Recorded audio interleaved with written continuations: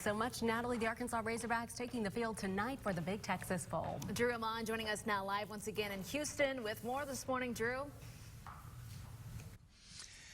Yeah, let's talk about this rivalry a little bit more. It is an old Southwest Conference rivalry. Now these teams in an SEC Big 12 matchup. But somebody who knows the Southwest Conference very well, Ken Hatfield, our very own Mike Irwin, caught up with Ken, who led the Razorbacks to back-to-back Southwest Conference titles back in '88 and '89.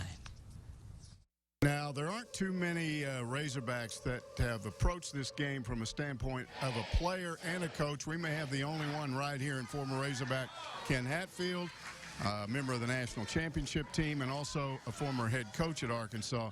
Which was the most fun, playing against Texas or coaching against them? Oh, I definitely think playing, because at the time you're such a young, it's a unique opportunity.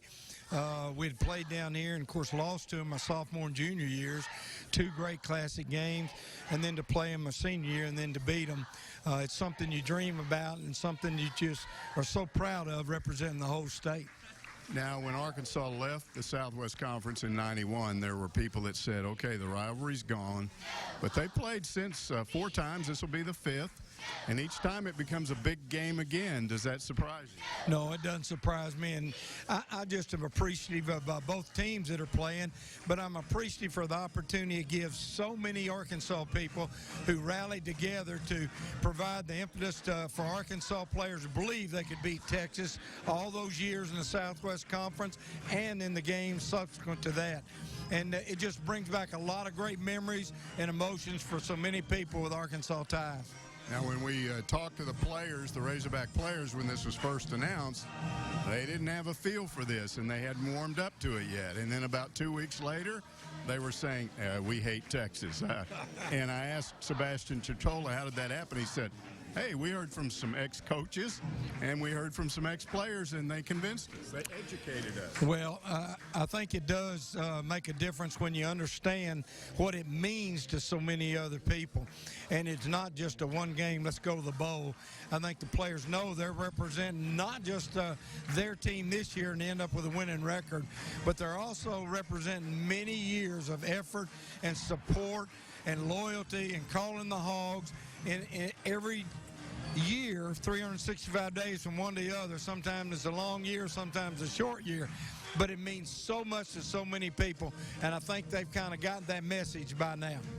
This one's a little different in that both programs have kind of went down and are trying to go back up. And it's a huge game for both of them and their coaches. No doubt about it. I think you have 2 programs that are very similar. At the same time, they're both 6-6.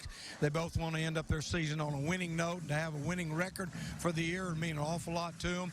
Also, it means a lot for recruiting, because Arkansas will always recruit down in Texas. I don't think anybody represents us better than Jerry Lamb, Ronnie Cavness, when they were here from this Houston area where we're playing again. I think it's just fitting that we come back here and play this game here, really in honor of Ronnie Cavness for what he meant to our team and also what he represents for the game tomorrow. Thank you, Mark. Thank you very much, Coach Hatfield. And again, this Arkansas-Texas series from the standpoint of a guy who played against him and coached against him, a rather unique perspective. Back to you. Mike, thanks to Ken. And, yeah, so much on the line when you consider what this game is going to do in terms of recruiting for both Arkansas and Texas, and so much on the line for the Arkansas Razorbacks, who have made major strides, led by Brett Bielema this year. Let's bring Justine Ward back into the equation here. And, Justine, these Hog fans getting set. They are excited. The adrenaline is pumping. 8 o'clock kickoff tonight. They are. They're starting to feed into that Southwest Conference rivalry as well. Yesterday was a big day for many of the fans who arrived here in Houston. And last night, the Arkansas Alumni Association holding a little pregame party at Dave & Buster's in Houston. And I got to tell you, Drew, there were hundreds of fans there, and most of them pretty positive about tonight's game. Love it. I mean, we don't get to play Texas much anymore. I've actually seen us play Texas 5 times in person and never seen us win. So this is it. The 6 times a charm. We're going to do it tomorrow. We got to win this game. I don't care if we beat anybody else. We got to beat Texas. I think they're stronger and more powerful than Texas is. I love coming to Texas. Love beating their butts. And those fans, 6 times the charm. I guess we'll find out tonight. The cheerleaders were there. It was an absolutely packed house. Let me tell you, these Hog fans, they are not messing around. They cannot wait to see Arkansas beat Texas. We'll see if that happens tonight, obviously. Safe to say some loyal fans. Absolutely. Yes. Arkansas and Texas, 8 o'clock kickoff tonight for Justine Ward. I'm Drew Ammon. We'll see how things play out. Who's going to come out and be flat tonight in this one?